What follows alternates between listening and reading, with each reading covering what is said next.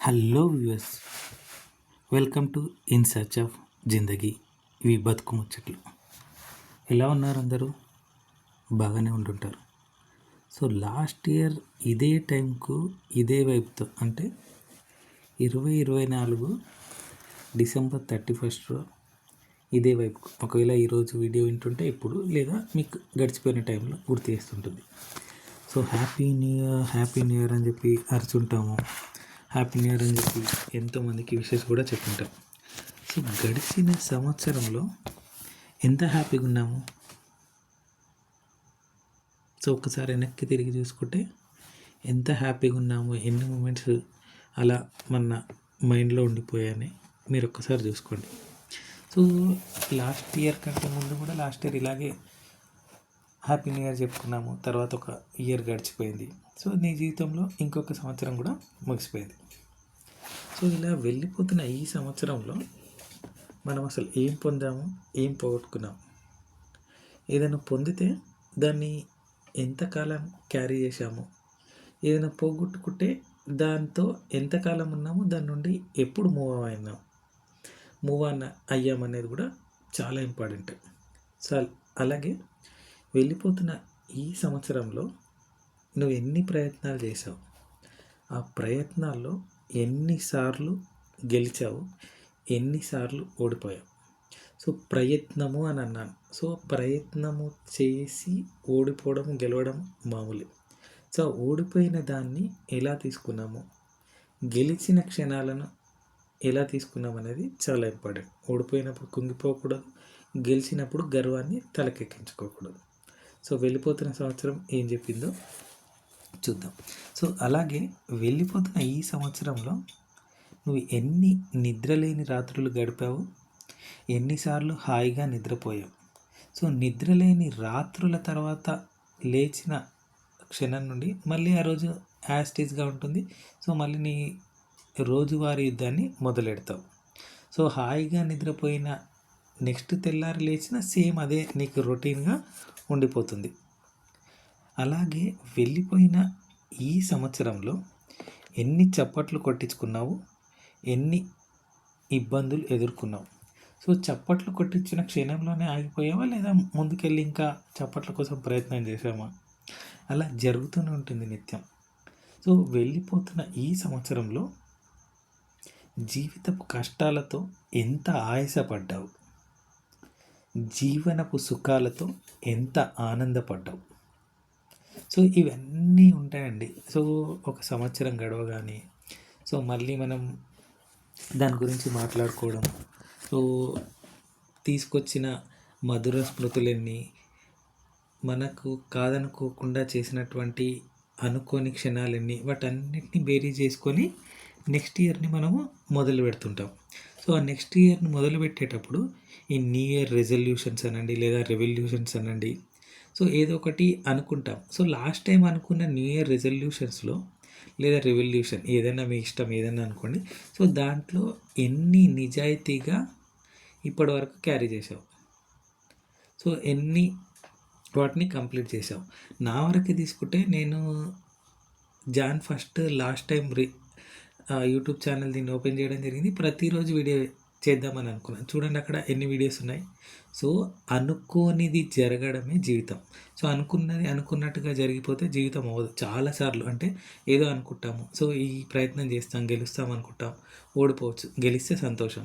So 2023 world cup తీసుకోండి, రోహిత్ శర్మ కెప్టెన్సీలో ఓడిపోయింది. So next మళ్ళీ బౌన్స్ బ్యాక్ అయ్యి 2024 T20 వరల్డ్ కప్ అదే రోహిత్ శర్మ నాయకత్వంలో గెలవడం జరిగింది. సో రీసెంట్గా 2025 అమ్మాయిల వరల్డ్ కప్ కూడా గెలవడం జరిగింది. అందులో సో బ్లైండ్ అంటే పీపుల్ వాళ్ళ ఉమెన్ కేటగిరీలో కూడా కప్ కొట్టడం జరిగింది. సో ఇప్పుడు అనుకున్న కళని ఒక్కొక్కసారి ఇప్పుడు కూడా నెరవేర్చుకోవచ్చు.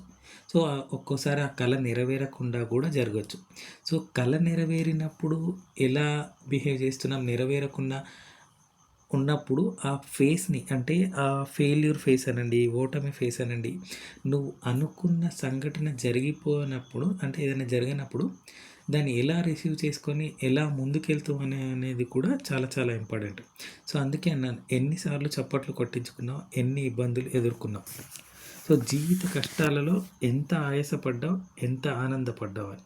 సో ఎప్పుడైనా అండి సుఖము, కష్టము, ఈ చప్పట్లు, ఇక్కట్లు ఇలా ఎప్పుడు ఉండిపోతుంటాయి. సో అంటే ఎవ్రీ ఇయర్ అవి జరుగుతుంటాయి. సో మళ్ళీ నెక్స్ట్ ఇయర్‌లో మనం ఏదో కొత్తగా మొదలెడతాం. అంటే ఏదన్నా సాధిద్దామని, ఏదైనా మనం నిరూపించుకోవాలని. సో ఎప్పుడైనా ఎవరైనా అదే చేస్తారు. సో ఇప్పుడు చూడండి, ఎగ్జామ్‌కి ప్రిపేర్ అయ్యే వ్యక్తి ఈ ఎగ్జామ్ కంపల్సరీగా పాస్ అవ్వాలి, లేదా ఈ జాబ్ కొట్టాలి అని అనుకుంటాడు. ప్రయత్న లోపం లేకుండా చాలామంది ప్రయత్నం చేస్తారు. కానీ ఒక్కోసారి సక్సెస్ అవ్వచ్చు, ఒక్కోసారి కాకపోవచ్చు. అలా అని చెప్పి అక్కడే ఆగిపోకూడదు. లేదా ఇంకేదో వ్యాపారం పెట్టాలనుకుంటారు. సో ఆ వ్యాపారంలో లాస్ వస్తుంది. సో లాస్ వస్తే ఏంటి? లాస్ రాకపోతే ఏంటి?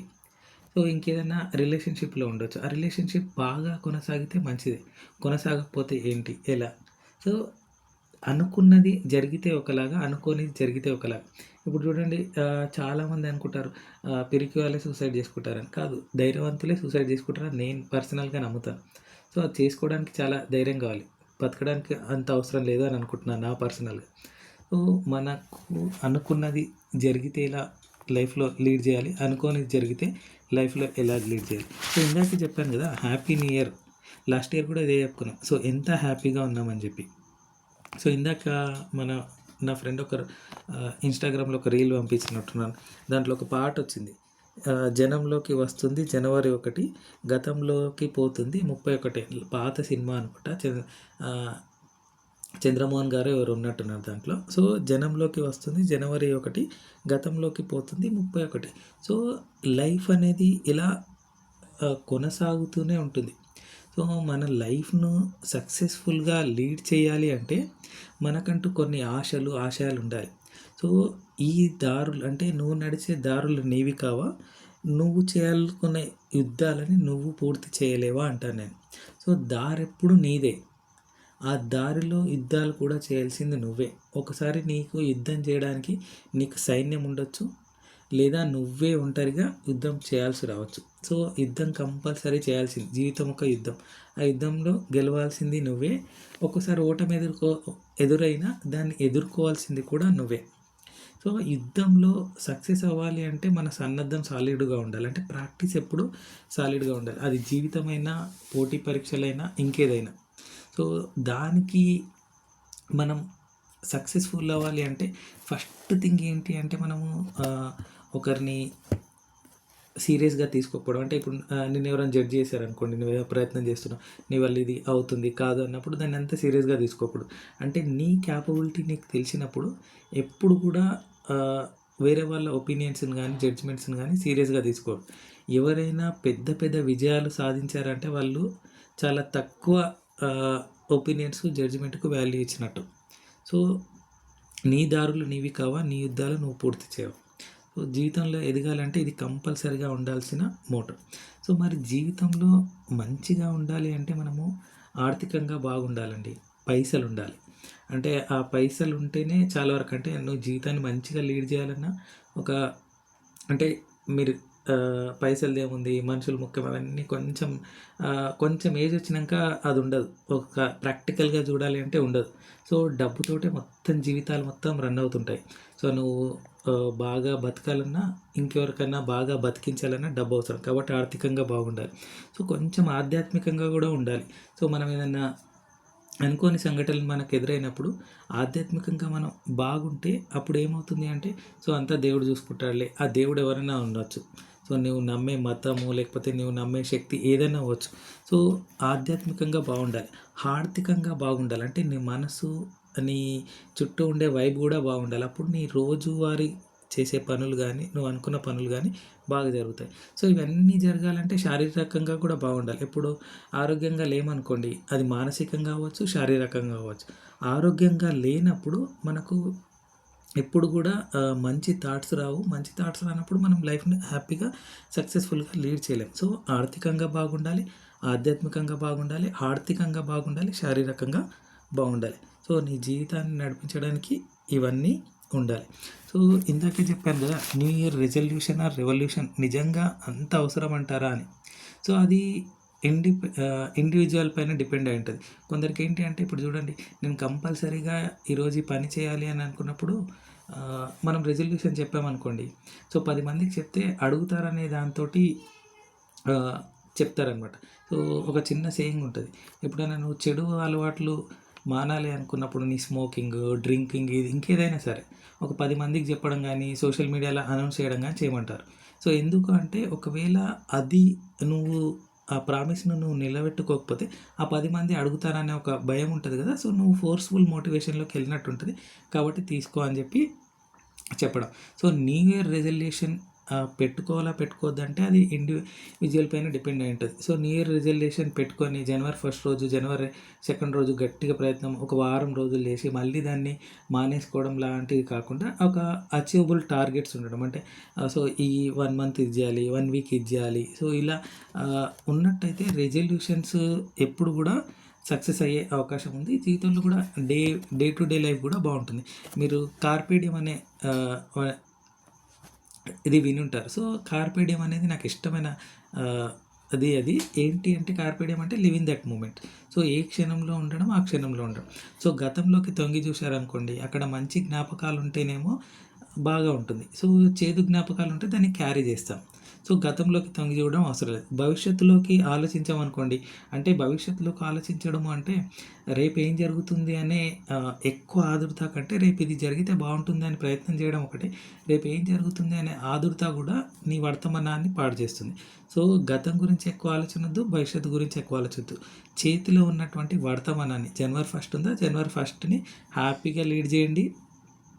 సక్సెస్ఫుల్గా ఆ డే అంతా గడపండి. నెక్స్ట్ రోజు నెక్స్ట్ ఏం చేయాలనేది అలా 365 డేస్ నీ ముందల ఒక బుక్ అంటే ఎంప్టీ బుక్ ఉంది. ప్రతిరోజు ప్రతి చాప్టర్ రాసుకుంటూ వెళ్ళినట్టయితే సక్సెస్ఫుల్ చాప్టర్గా వస్తుంది. అప్పుడప్పుడు కొన్ని చాప్టర్స్ ఏమైపోతాయంటే మనం అనుకున్నట్టుగా జరగవు. ఆ రోజు ఏదో చేయాలనుకుంటే జరగకపోవచ్చు. సరే ఆ చాప్టర్ వదిలేసి నెక్స్ట్ చాప్టర్లోకి వెళ్ళిపోవడం అంతే.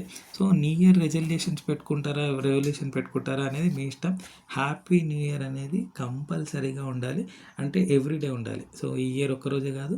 సో హ్యాపీ న్యూ ఇయర్ అని చెప్పి జనవరి ఒక్కటే రోజు కాదు, కలిసిన ప్రతిసారి హ్యాపీగా ఉండాలి. సో అందరూ కూడా బాగుండాలి, అందరితో కూడా హ్యాపీగా ఉండాలి. So thank you so much for watching in search of జిందగీ. ఈ ఛానల్ కంటెంట్ నచ్చినట్టయితే మీకు తెలిసిన వాళ్ళకు చెప్పండి, షేర్ చేస్తూ ఉండండి, సబ్స్క్రైబ్ చేస్తూ ఉండండి. Thank you so much once again. Happy new year.